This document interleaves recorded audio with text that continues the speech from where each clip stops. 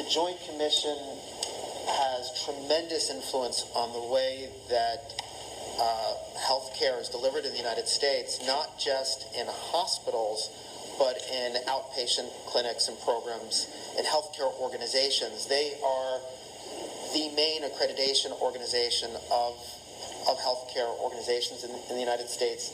And in order for a healthcare organization to be able to bill Medicare, it's necessary to have an accreditation either from Joint Commission. I believe there may be another accreditation organization now.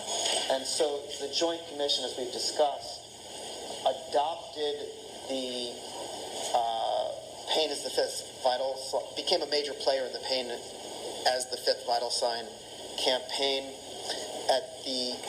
They had been approached by June Dahl and APS, and they began working with Purdue Pharma initially, so that when the Joint Commission was introducing the pain standards, it held major forums in different parts of the country, events where hospital administrators would travel to these events. They'd have to learn these new rules. They would charge, I believe, a hefty admission fee for people to attend these events, to learn about rolling out the pain as the fifth vital sign.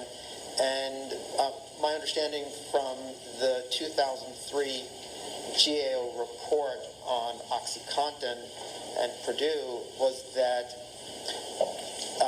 Purdue was paying all of the expenses for these forums, yet the Joint Commission kept the fees. Similarly, the Joint Commission I think it's JRC or JCR, Joint Commission Resources, was like an arm of the Joint Commission where they sold books and materials. If you were a hospital and you now needed to comply with these new rules and you went to Joint Commission Resources to purchase the materials about how you were going to adopt these new policies, the materials you would purchase from Joint Commission were created at the expense of Purdue Pharma, yet the Joint Commission kept the profits on these materials. And the Joint Commission had a similar relationship, I believe, with Johnson & Johnson.